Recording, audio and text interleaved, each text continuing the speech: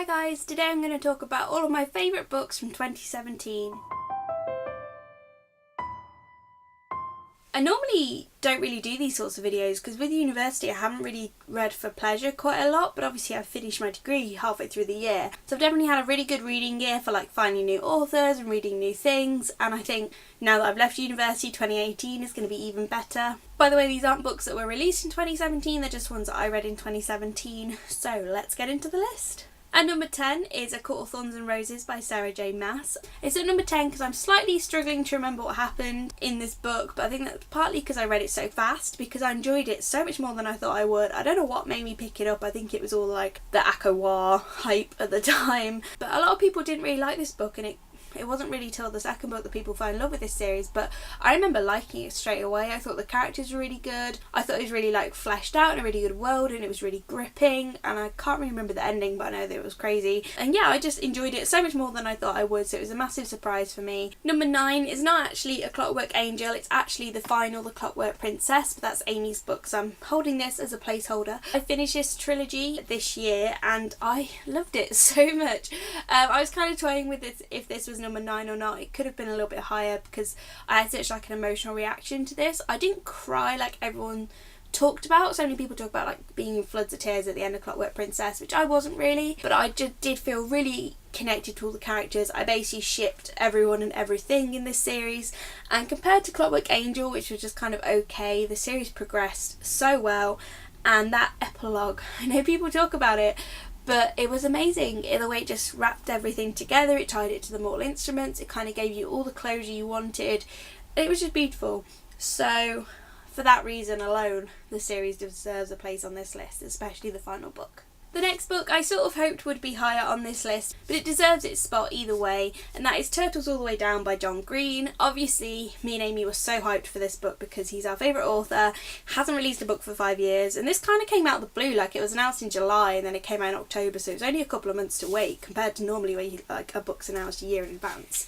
And I was so hyped for this book, and I have such mixed feelings towards it because initially, like, when I was reading about half of it, I thought this is the best book ever, like, it's one of my new favourite books, I love it so much.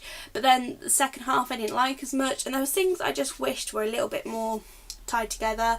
I really didn't like Aza's best friend, and I get you can have unlikable characters in books, but I kind of feel like you were meant to forgive her at the end and like her, and I just didn't. So that kind of spoiled it a little bit. This had amazing mental health representation with OCD and anxiety, and I loved it because it's John Green and I love his writing so much, and even though it has its pretentious moments, I didn't love the romance compared to his other books, and I didn't like it as much as his other books, but I still loved it a lot because I just find his writing style beautiful, and I think on a reread I would appreciate it more and really take it apart when I'm like less excited and just sort of rushing through it.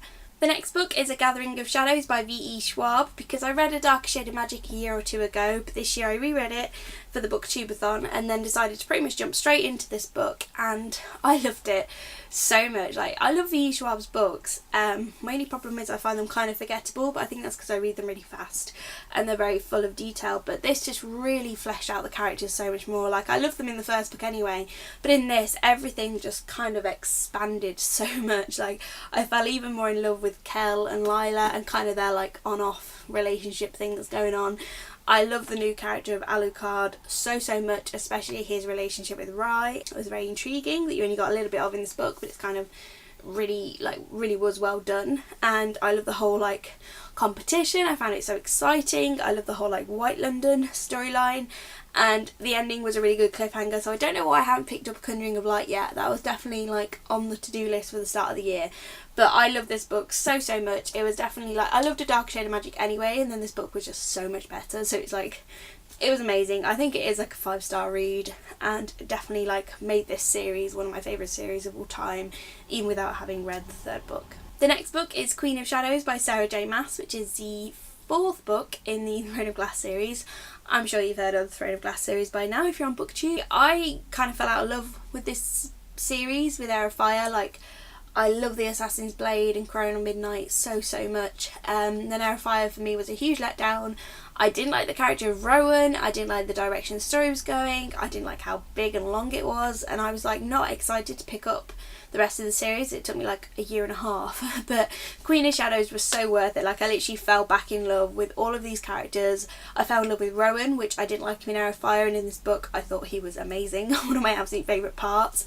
It kind of really, like, so much progressed. I think I like that so much, in that compared to the end of Air of Fire, like, so much has happened. I can't wait for Empire Storms and the rest of this series, because I feel like so back and invested in the story like I was at the start of the series. I just read it so fast for such a huge book, and it just like reignited my love for the series, so I definitely think it deserves a spot on this list for that reason alone. The next book, along with number 4, like, I kept thinking about which place they should be, and they could probably be switched depending on my mood, but at the minute I've got number 5 as City of Heavenly Fire by Cassandra Clare, because I've been reading this series for like 5 years now, and I finally got round to the last book in the series, which in my opinion is the best book, because it was just amazing. Like, I couldn't put it down the whole way through. So much happened. Like, I almost can't properly remember what happened because so much happened, but not in a bad way. It was just like absolutely incredible from start to finish. I just love all these characters so much. It was a really good ending. It slightly broke my heart a little bit with certain characters having unfortunate things happen to them, but it was just an incredible ending that was really hopeful, and I just got so many feels reading this book, like so many, and that's because I've fallen in love with these characters over 6 books now. So yeah, I just loved it so much, and it's only not higher because I kind of can't remember what happened because I read it so fast and it's so huge.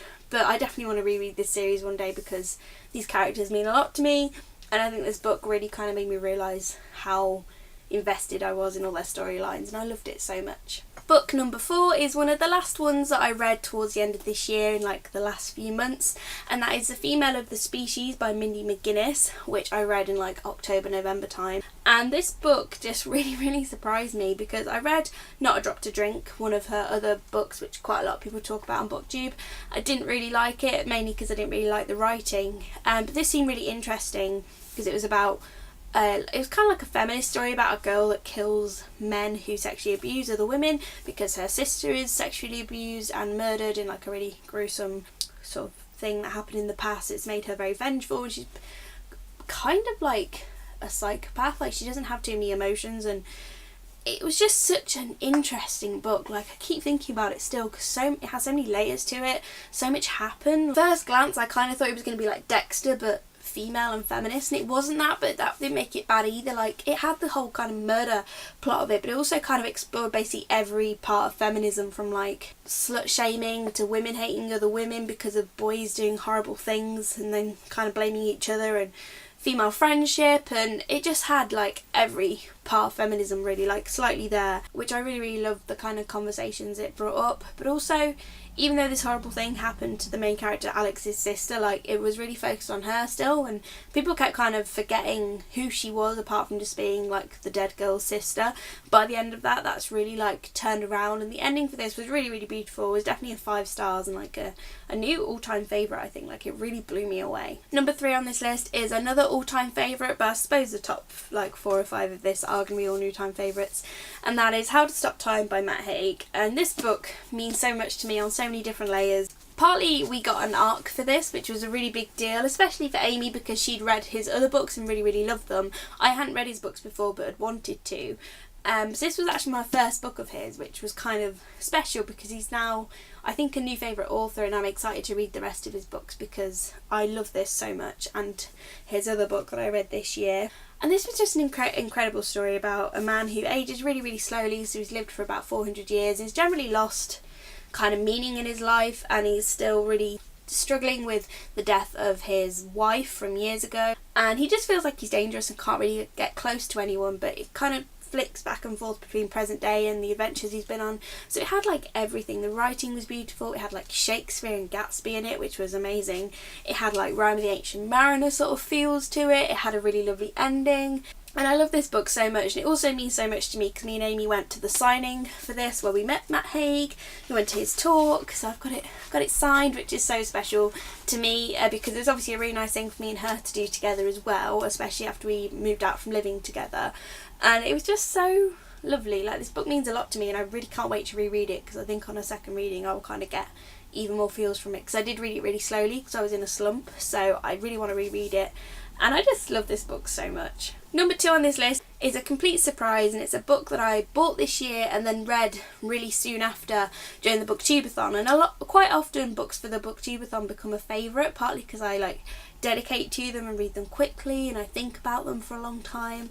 And that is Lost Boy by Christina Henry, because I had heard no one talk about this. I picked it up purely on the fact that I love Peter Pan and the cover was nice.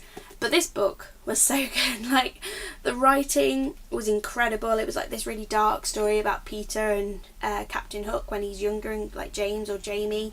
And everything about this was amazing. Like, I read it while I was listening to the Peter Pan soundtrack, which gave me a lot of feels.